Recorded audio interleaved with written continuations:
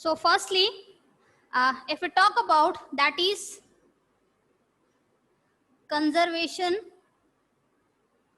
of, जैसे कि मैंने पहले भी बताया है, conservation of forest and wildlife. What is the need of this one? How can we conserve the wildlife and forest? Okay, and that's why we can conserve the natural resources. Okay बेटा, तो firstly अगर हम बात करते हैं conservation की, तो we should conserve the forest and wildlife. हमें कंजर्व करके रखना चाहिए, संरक्षित रखना चाहिए क्या चीज, फॉरेस्ट को और वाइल्ड लाइफ को. जैसे मैंने बताया कि सब एक दूसरे से क्या है, इंटरलिंक्ड और इंटरडिपेंडेंट है. ठीक है, they are depend on each other. एक फॉरेस्ट अगर कंजर्व रहेंगे तो वाइल्ड लाइफ अपने आप सेव होगी. ठीक है, तो इसकी वजह से क्या है कि if we want to conserve the forest, ठीक है, if we conserve the forest, wildlife भी कंजर्व रहेगी.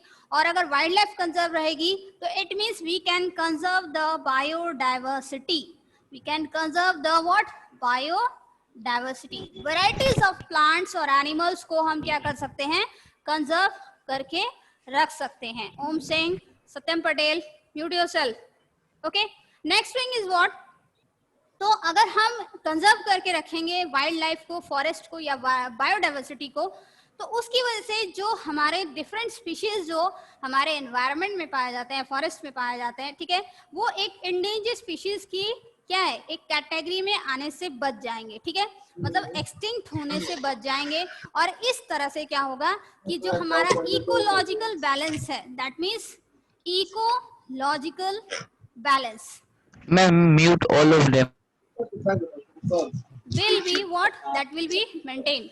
Okay, no मैम मत करिए.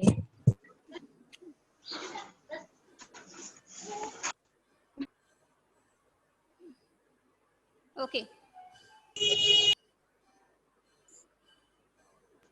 क्लियर बेटा, मैंने म्यूट नहीं किया है.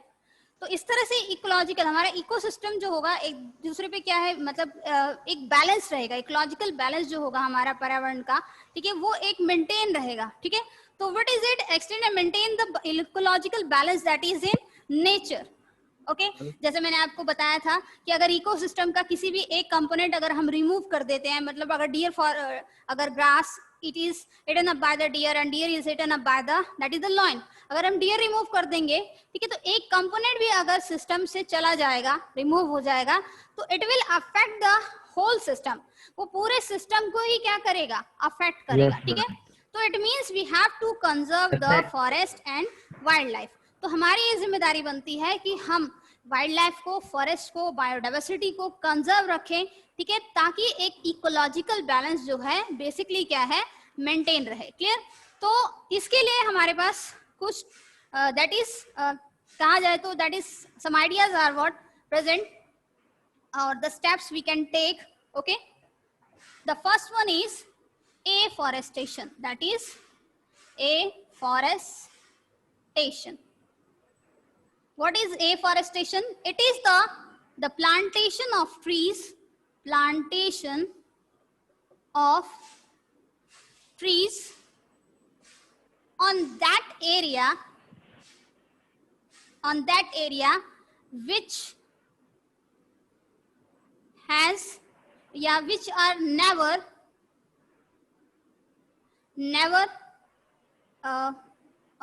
बेसिकली अगर कहा जाए तो basically which are never have, या सिंपली सी बात करें, which has never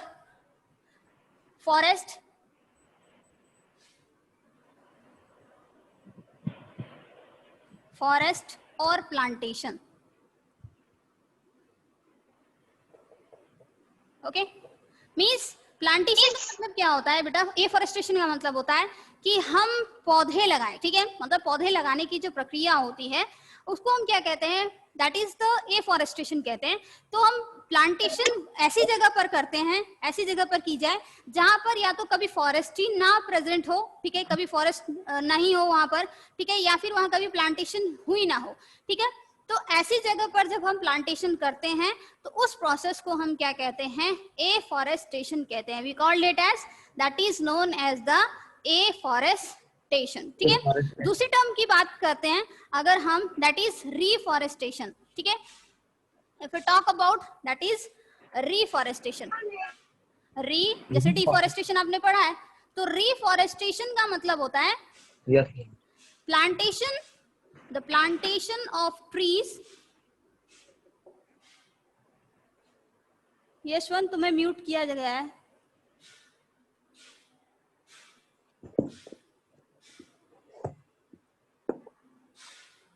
Clear?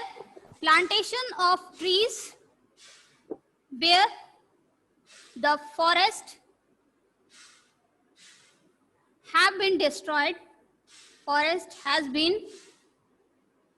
destroyed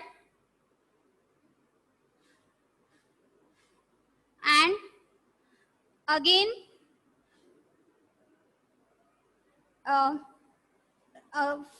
basically कहा जाए तो regenerate it. Okay, again regenerate it in the form of forest, in the regenerated by plantation, we can say by plantation. Okay, so what is it? अगर हम reforestation की बात करते हैं बेटा, तो रिफॉरेस्टेशन का मतलब होता है ऐसी जगह पर प्लांटेशन करना, ठीक है, जहां पर क्या है, फॉरेस्ट को पहले से डिस्ट्रॉय किया जा चुका है और वो क्लियर लैंड हो चुका है, ठीक है, और ऐसी जगह पर हम जब दोबारा पौधे लगाते हैं, ठीक है, तो उस प्रोसेस को हम क्या कहते हैं, रिफॉरेस्टेशन कहते हैं. We called it as that is reforestation. Clear? तो इस तरह से there is a difference between what that is a reforestation and the afforestation. Okay, तो जब अगर ऐसा कहा जाता है कि क्या प्लांट्स या फॉरेस्ट को जब क्लियर किया जाता है, it is not at the directly route से कवर नहीं होता है, रूट से कट नहीं होते हैं, ठीक है, उनके कुछ पार्ट्स जो होते हैं ऊपर से कट कर दिए जाते हैं और बाकी पार्ट्स निकाल दिया जाता है ताकि वो दोबारा से रीजनरेट हो जाए, ठीक है, और that is what it is occurs in the process of the reforestation. वो किस प्रोसेस में आता है, रिफॉरेस्टेशन में आता है, ठीक है, and again regenerate it by the plantation. तो यहां हम बात कर रहे थे एफॉरेस्टेशन की, ठीक है. Afforestation means planting of trees. Okay, and in very important for the, जो कि हमारे लिए सबसे ज्यादा इंपॉर्टेंट है, किसके लिए, फॉर द कंजर्वेशन के लिए, दोबारा से पेड़ लगाना, ठीक है, is important for what, for the conservation of forest, for the conservation of forest. okay, अगर फॉरेस्ट कंजर्व रहेंगे तो वाइल्ड लाइफ भी क्या होगी, basically it will be conserve. Okay, that will be conserve also. Okay, next one is we should at least, तो हमारा एक ये दायित्व बनता है, ओके, एज अ सिटीजन होने के नाते, कि we should plant the trees, at least कम से कम हम पौधे लगाएं, ठीक है. अगर हम बात करते हैं इंडिया में, इंडियन गवर्नमेंट ने जुलाई के फर्स्ट वीक में, ठीक है, that is first week, what is it celebrated, that is the Van Mahotsav week, ठीक है, वन महोत्सव वीक जो होता है वो सेलिब्रेट किया जाता है in the first week of July, ठीक है, और इसमें क्या होता है कि रिप्लेनिशमेंट होती है उस जगह पर जहां पर पहले भी कभी प्लांटेशन नहीं की गई है, ठीक है, वहां पर पौधे जो होते हैं बेसिकली वो क्या किए जाते हैं, लगाए जाते हैं, ठीक है, and that means what is it celebrate. और हर साल जो होता है हमारे इंडियन कंट्री में, ये हर साल क्या होता है, सेलिब्रेट किया जाता है, ठीक है, and that is different kinds of plant जो होते हैं ऑल ओवर इंडिया में, जो होते हैं अलग अलग तरह की जो प्लांटेशन होती है, प्लांट्स जो होते हैं वो क्या किए जाते हैं, ग्रो किए जाते हैं, ठीक है. तो with the help of afforestation we can conserve the what, forest and the wild life, biodiversity and maintain the ecological balance. Okay, next अगर हम बात करें पॉइंट की, दैट इज और कौन कौन से स्टेप हैं जिसके थ्रू हम कंजर्व करके रख सकते हैं, तो next step is that is preventing forest fire. Forest fires. Okay, so how can we prevent that is the forest fire on your video. देखिए फॉरेस्ट फायर की अगर हम बात करते हैं तो how can we prevent it, as we know that ये तो नेचुरल चीज है फॉरेस्ट में फायर्स का होना, ठीक है, जो कि नेचुरल प्रोसेस होता है ड्यू टू, जो आप पढ़ चुके हैं पहले भी, इग्निशन टेम्परेचर का रीच हो जाना एंड देन उसके बाद। तो देखिए अगर हम फॉरेस्ट फायर की बात करते हैं तो बहुत जल्दी क्या होता है, स्प्रेड होता है, ठीक है, बहुत जल्दी क्या होता है, स्प्रेड होता है। तो इसको प्रिवेंट करने के लिए क्या है, हमारे पास एडवांस टेक्नोलॉजी है, ठीक है। तो with the help of the choppers या अदर जो टेक्नोलॉजी है उसका यूज किया जाता है, और फायर एक्सटिंग्विशर्स जो होते हैं, ठीक है, उनको स्प्रे किया जाता है एरोसोल्स के फॉर्म में या फिर other chemicals they are mixed, okay, and ताकि इसको क्या है, फॉरेस्ट फायर को रोका जा सके। क्योंकि अगर जितना ज्यादा फॉरेस्ट फायर स्प्रेड होगा उतने ही जल्दी क्या होगी, बायोडाइवर्सिटी या वाइल्ड लाइफ को नुकसान होगा सबसे ज्यादा, ठीक है। तो various advance technology spraying the fire extinguishers solution जो होते हैं एयरक्राफ्ट के थ्रू क्या किए जाते हैं, स्प्रे किए जाते हैं, ठीक है। तो we can prevent the forest fire, so ठीक है। तो इस तरह से क्या है, हम बाय प्रिवेंट कर सकते हैं अगर फॉरेस्ट फायर, तो हम कंजर्वेशन कर सकते हैं, कंजर्व कर सकते हैं फॉरेस्ट को या फिर वाइल्ड लाइफ को, ठीक है। जैसे लाइक आप पहले भी जान चुके हैं, जैसे अमेजोन फॉरेस्ट में, अमेजोन फॉरेस्ट फायर के बारे में, या फिर ऑस्ट्रेलिया के फॉरेस्ट फायर के फायर, ठीक है, फॉरेस्ट फायर के बारे में। तो they are spread very frequently, बहुत तेजी से क्या होते हैं, ये स्प्रेड होते हैं, और इस तरह से उसको फॉरेस्ट फायर के एट द इंस्टेंट स्टेप पे ही रोकना सबसे ज्यादा जरूरी होता है, ठीक है, ताकि वाइल्ड लाइफ फॉरेस्ट को क्या है, सेफली रखा जा सके, ठीक है। नेक्स्ट आता है हमारे पास टॉपिक, दैट इज, अब देखिए अगर फॉरेस्ट फायर की बात कर रही है तो यहाँ फॉरेस्ट की बात आ रही है, it means we use the paper basically, ठीक है। जो पेपर हम यूज करते हैं उसको फॉर्म होने में 17 फुल ग्रोन ट्रीज को काटा जाता है, ठीक है।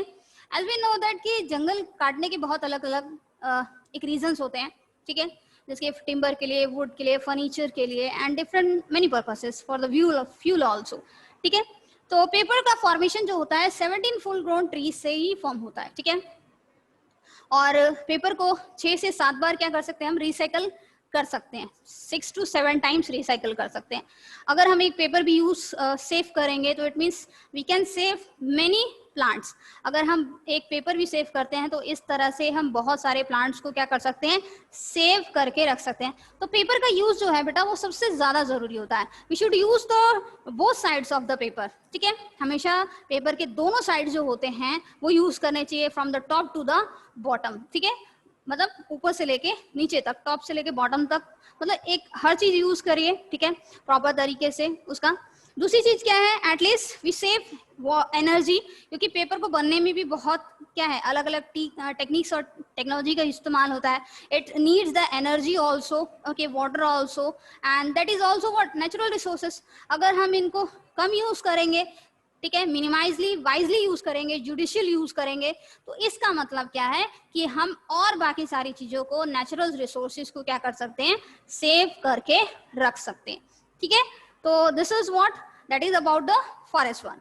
नेक्स्ट अगर हम बात करें preventing over grazing, that is preventing over grazing. देखिए कैटल्स को जब हम चराते हैं, ठीक है, तो बेसिकली क्या आता है, अगर हम कैटल्स को एक ही जगह पर काफी समय तक चराएंगे, ठीक है, काफी टाइम तक चराते रहेंगे, तो इसका मतलब वहाँ जो छोटे छोटे प्लांट्स होंगे वो धीरे धीरे क्या होंगे, डिस्ट्रॉय हो जाएंगे। तो वो क्या होंगे, चेंज नहीं हो पाएंगे, उनकी डेवलपमेंट नहीं हो पाएगी, ग्रोथ नहीं हो पाएगी। तो इसका मतलब क्या है, it will not turn into one the tree और द अदर वन, ठीक है। तो इट मीन्स क्या है कि ओवर ग्रेजिंग को रोकना भी सबसे ज्यादा क्या है बेटा, जरूरी है। कृपा शंकर, शिवांश, सूर्यांश, ओके। तो overgrazing should be what, minimise, ताकि ओवरग्रेजिंग को भी मिनिमाइज, कम किया जा सके, उसे रोका जा सके।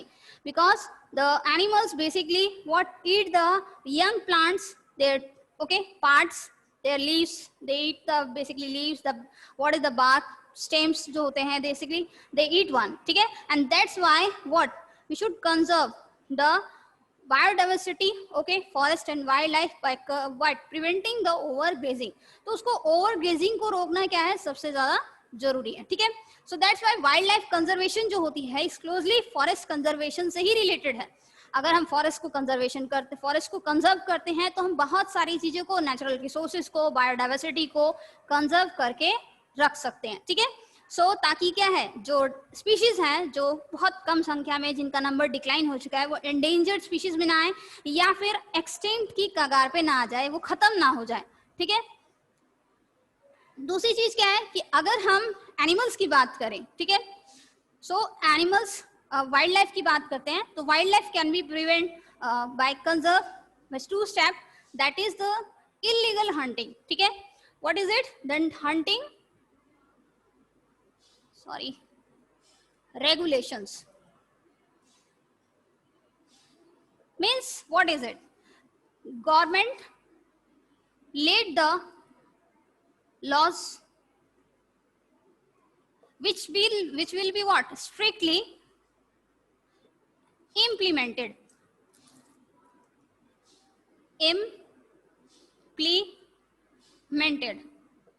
against the what? illegal hunting, okay। तो इलीगल हंटिंग क्या है? गवर्नमेंट जो रूल्स एंड रेगुलेशंस बनाती है उसको स्ट्रिक्टली क्या है, लॉज को ले किया जाए, ठीक है, और उसको बाद उसको स्ट्रिक्टली इम्प्लीमेंट किया जाए, उसको come into force strictly, okay, ताकि वो क्या है उसको किसको, इलीगल हंटिंग जो है उसको रोकी जा सके, ठीक है। दैट इज इलीगल हंटिंग की वजह से क्या है, मैक्सिमम वाइल्ड लाइफ जो होती है वो हमारी क्या है, that is has been already decline in number, ठीक है, जिसकी वजह से वो ऑलरेडी क्या है बहुत कम संख्या में आ चुके हैं। तो व्हाट इज द गवर्नमेंट ने जितने नियम कानून बनाए हैं, ठीक है, पॉलिसीज बनाई हैं, तो उसको स्ट्रिक्टली क्या है इम्प्लीमेंट किया जाए ताकि इस तरह की इलीगल हंटिंग को रोका जा सके, और जिसकी वजह से हम क्या है अपने कंजर्व कर सके किसको, वाइल्ड लाइफ को या फिर बायोडाइवर्सिटी को। क्लियर। दूसरी बात है हमारे पास हैबिटेट प्रोटेक्शन की।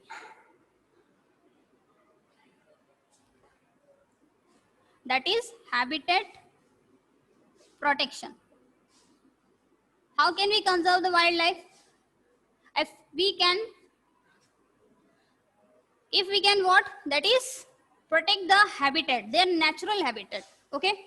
अगर हम नेचुरल हैबिटेट जो होते हैं वाइल्ड लाइफ का कंजर्व करके रखेंगे तो automatically they will increase in number, वो इंक्रीज अपने नंबरिंग में क्या करेंगे, इंक्रीज करेंगे, ठीक है।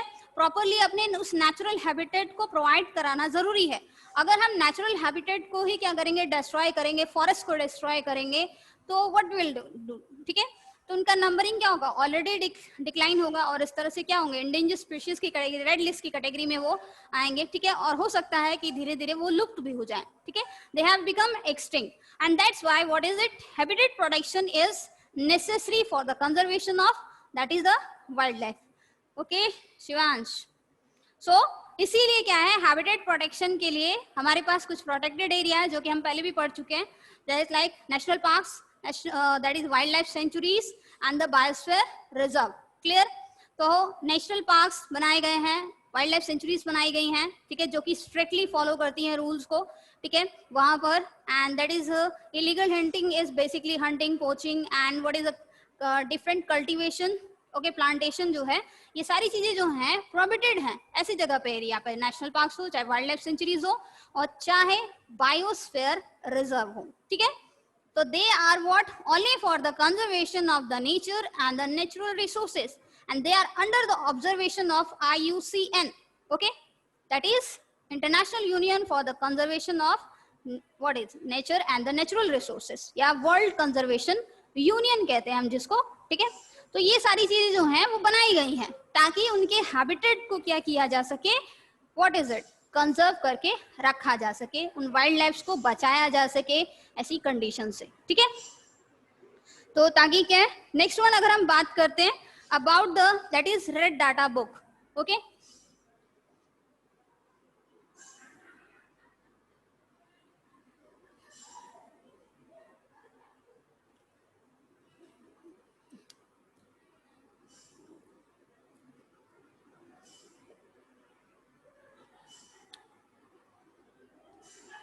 What is it, red data book की अगर हम बात करते हैं बेटा, तो that keeps the record of all, that is keeps all the records of endangered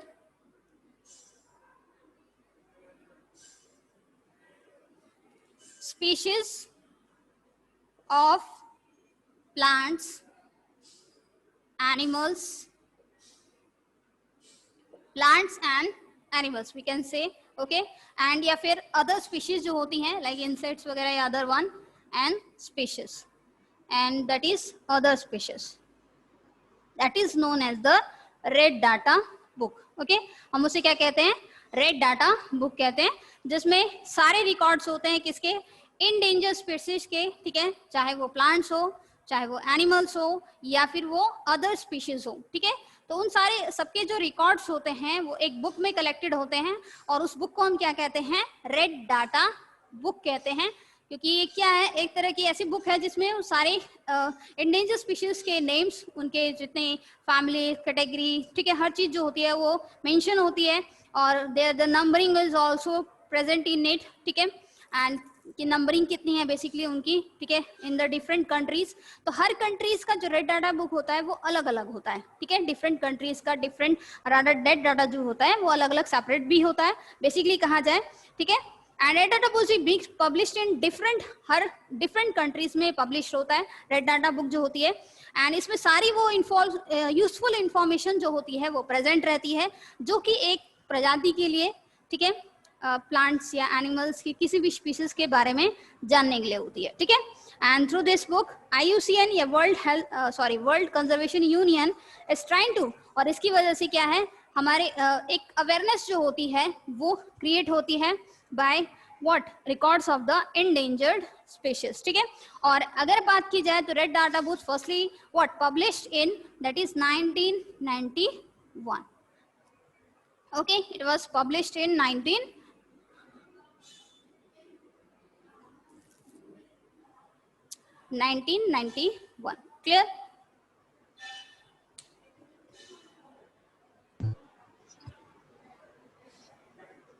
Akanksha Gupta. Ma'am late आए हो, पता है मुझे. Okay, the last one topic is migration. In 7th class you have studied about the migration, that is the movement of the birds or the animals or the some mammals. okay, जो move करते हैं basically to escape the extreme climatic condition से अपने आप को save करने के लिए, फॉर देयर सर्वाइवल, अपने सर्वाइवल के लिए. ठीक है, क्योंकि उस तरह की क्लाइमेटिक कंडीशन को वो फेस नहीं कर पाते, इसलिए उस जगह को कुछ समय के लिए वो छोड़ देते हैं. तो कुछ समय का मतलब क्या है? अगर विंटर सीजन आता है, समर सीजन आता है, तो वो सीजन ही है ना. सीजनल माइग्रेशन होती है. सीजनल मतलब कुछ समय के लिए होती है, जो कि टेम्पररी होती है, परमानेंट नहीं होती. ठीक है, so that's what about the migration. The movement of birds, animals,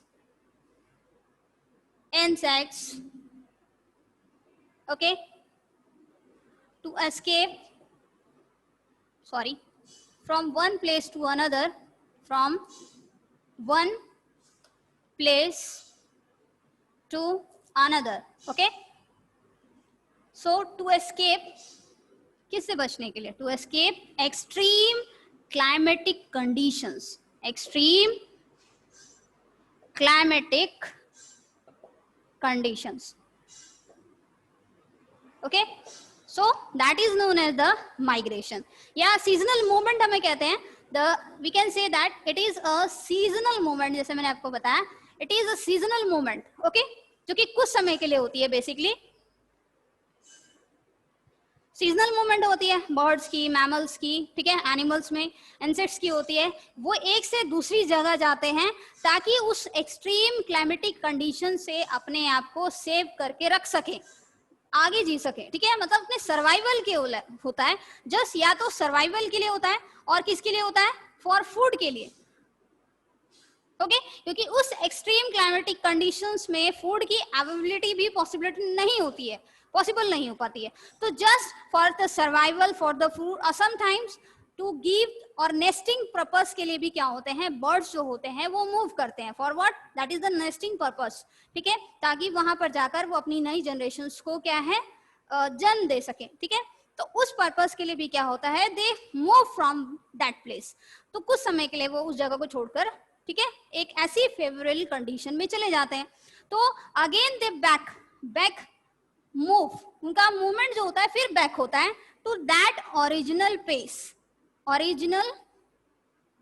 place. Okay, which one? When, कब? Favourable conditions when takes place, favourable conditions, जब वहां पर दोबारा से फेवरेबल कंडीशंस आ जाती हैं तो वो दोबारा से वापस चले जाते हैं अपने उसी ओरिजिनल प्लेस पर, मतलब they move back again on that original place when the favourable conditions come back. Okay, जब वो फेवरेबल कंडीशंस क्या होती हैं, फिर से वापस आ जाती हैं, तो फिर से वो अपने उसी ओरिजिनल प्लेस पे क्या होते हैं, मूव कर जाते हैं। ठीक है, तो that is known as the migration. हम उसे क्या कहते हैं, माइग्रेशन कहते हैं। तो माइग्रेशन इंसेक्ट्स में होता है, बर्ड्स में होता है, मैमल्स में होता है, कुछ हर्बीवोर्स मैमल्स में भी होता है। ठीक है, रीजन माइग्रेशन का जैसे मैंने बताया कि फॉर द सर्वाइवल के लिए, फॉर द फूड के लिए, अवेबिलिटी के लिए, फूड की अवेबिलिटी के लिए होता है। ठीक है, फूड के सर्चिंग के लिए होता है। ठीक है, एंड फेवरेबल कंडीशन टेम्परेचर की वजह से ऐसा होता है क्योंकि टेम्परेचर वहां बहुत ज्यादा एक्सट्रीम हो जाता है, कम हो जाता है, लो हो जाता है। ठीक है, इसलिए उस टेम्परेचर से अपने आप को सेव रखने के लिए वो उस जगह को छोड़कर कुछ समय के लिए क्या होते हैं, सीजनल मूवमेंट करते हैं और ऐसी जगह पर आते हैं जहां उनके लिए फेवरेबल हो। सो दैट इज व्हाट, या फिर रिप्रोडक्शन, जैसे मैंने बताया कि अपनी जैसी नई जनरेशंस को जन्म देने के लिए होता है। ठीक है, जैसे कि अगर हम बात करते हैं सिंपली, सैल्मन फिश जो होती है वो माइग्रेट करती है, ठीक है, सॉल्ट वाटर से फ्रेश वाटर में, ठीक है, ताकि वो एग ले कर सके। और दूसरी चीज क्या है, फिर से वो वापस आ जाती है, जब एग ले कर देती है तो फिर वो सॉल्ट वाटर से फ्रेश वाटर से फिर सॉल्ट वाटर की तरफ मूव कर जाती है। ठीक है, दूसरी चीज अगर हम बात करते हैं, ईल की बात करते हैं, ठीक है, तो वो फ्रेश वाटर में रहती है। तो फ्रेश वाटर ईल जो होती हैं वो सॉल्ट वाटर में जाती हैं ताकि वो एग ले कर सके, और फिर देन उसके बाद वो भी क्या होती है, उसके बाद वो भी वापस आ जाती है जब सीजनल जो होता है फेवरेबल हो जाता है तब। ठीक है, तो इट मीन्स आर्कटिक टर्न के बारे में अगर हम बात करें, that is the major one migratory bird है, that is Arctic tern. It moves from the north pole to south pole and travel 19,000 kilometers. Okay, that is means Arctic tern is a migratory bird जो कि north pole से south pole move करती है, जाती है, seasonal movement होती है उसकी। कब? जब नॉर्थ पोल में विंटर सीजन होता है, ठीक है, तो वहां से वो साउथ पोल चली जाती है कि उस समय यहाँ पर समर सीजन चल रहा होता है। ठीक है, जैसे आपने पहले भी पढ़ा है सोलेस्टिक, विंटर सोलेस्टिक एंड समर सोलेस्टिक के बारे में। ठीक है, एंड देन उसके बाद जब यहाँ पर विंटर सीजन स्टार्ट हो जाता है साउथ पोल में, तो वो यहाँ से मूव करते हुए फिर नॉर्थ पोल मूव कर जाती है क्योंकि यहाँ पर फिर समर सीजन स्टार्ट हो चुका होता है। ठीक है, तो आर्कटिक टर्न जो होती है बेसिकली 19,000 किलोमीटर जो होते हैं, 19,000 किलोमीटर जो होते हैं बेसिकली ट्रेवल करती है। फॉर किसके लिए? अपने सर्वाइवल के लिए, अपने, ठीक है, for the searching of food के लिए, ताकि वो सर्वाइव कर सके। ठीक है, फॉर द रिप्रोडक्शन के लिए। So that is all about journey is ensure that this bird could to summer. इस तरह से वो दो समर्स जो होती है दैट फेस करती है। ठीक है, एक तरफ south and one side is that is north one. Clear? और दूसरी चीज जैसे कि हमने साइबेरियन क्रेन की बात की, तो Siberian crane when the winter season जब वहां पर होते हैं साइबेरिया में, तो वहां से वो मूव कर जाती है and they what move towards the India. ठीक है, Bharatpur bird sanctuary which is one, it is in Rajasthan. ठीक है, जो कि राजस्थान में है। और साइबेरियन क्रेन जो होते हैं फिर यहाँ स्टे करते हैं during the season. Favourable condition होती है उनके लिए। ठीक है, जब यहाँ पर विंटर सीजन स्टार्ट हो जाते हैं, पूरी यहाँ से मूव करके फिर साइबेरिया मूव कर जाती है। ठीक है, तो इट मीन्स उनका भी क्या होता है, माइग्रेशन होता है। They are also a what, migratory birds. Clear? That is all. The Siberian cranes stay in the warmer places in India, and after that, okay, few months they fly back to the Siberia. ठीक है?